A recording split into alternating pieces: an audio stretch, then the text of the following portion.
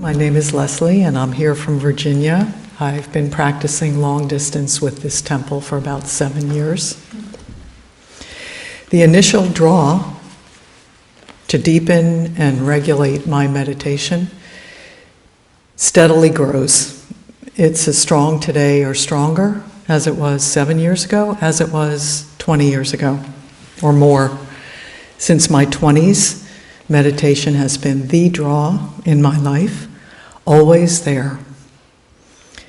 I've given a few tiny talks like this in the past, and my topic is always the same as today's. No answers, just questions and reflections. Seems a fitting start to the new year. Back when I was a new mother, it seemed not too much was shared about the nitty-gritty 24/7 challenge of motherhood. So totally and emotionally charged. We were probably too exhausted. When it comes to the nitty-gritty of meditation, sometimes I detect a similar gap, which makes sense also.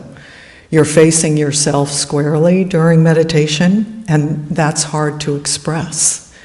But I'm going to give it a little bit of a try in a short period of time, and hope that maybe it brings some fresh air to some here. So let's face it, meditation is challenging. You could say complex. Here at the temple, pre-meditation instructions usually include meditation is simple and easy. Anyone can do it. And this is from the Won Buddhist scriptures, and it never fails to grab me. No, my inner voice protests. It is not simple, and it is not easy. Viewing meditation as mind training, for this is what the Won Buddhist scriptures, that's how they describe it, complexities immediately crop up. Folks, I will go as far as to say that meditation may be the hardest thing that I do in life. Presently, where the rubber meets the road, my growing edge involves concentration. Staying with the breath or the mantra or the visualization, whatever the prompt is. Staying power is where my meditation begins, and I think this is mindfulness. Such concentration is very elusive, and we all know why. Having experienced the craftiness of feelings, stories, emotions, reactions, wandering thoughts, they crop up everywhere. And so why would they stop during meditation? Of course they don't. I'm sure I'm not alone in ending meditations sometimes feeling like, was that meditation? Was it any different from my usual endless monologue? From within that inner chatter, it takes concerted effort to stay in the present moment, like balancing on one foot in sand in the midst of a crowd. Is this concerted effort within meditation brought to light? Do we talk about that much? I don't know. It's a question. Houston Smith, a renowned comparative religion scholar, shared that when teaching meditation to graduate students, he would instruct them to follow their breath, counting to 10. And later he would correctly predict that maybe one or two people were able to do that very simple exercise. Inner chatter. It's as inevitable and universal as the sun.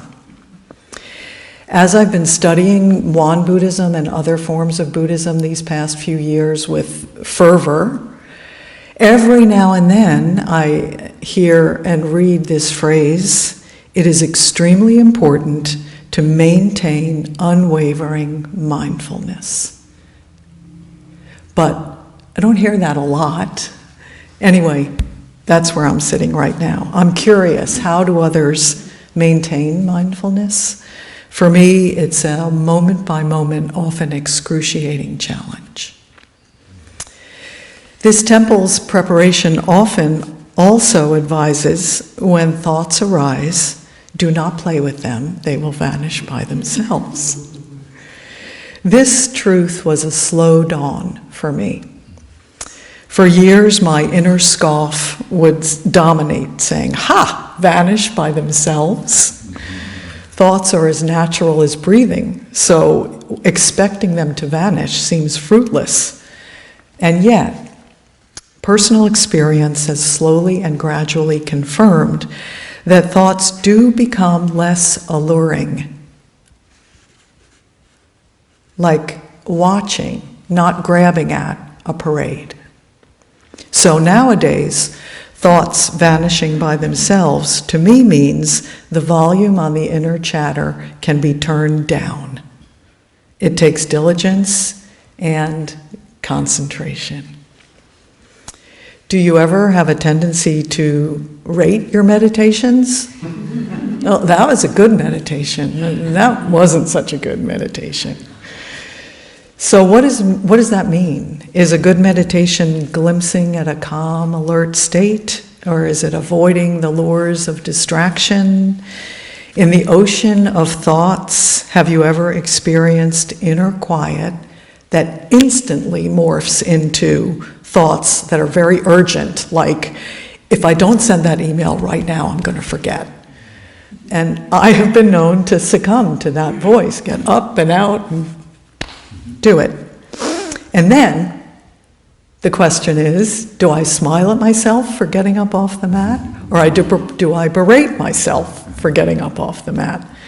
And I think that those tiny off the mat choices are as important or as much a part of meditation on the mat.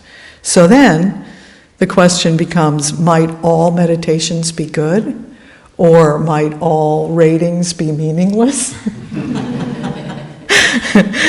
I like these rational mind meltdowns. I think that's a good thing. So what actually happens during meditation? Where am I? Won Buddhists are encouraged to take stock of our inner and our outer life. Yet it's tricky to face this mirror without a judging mind.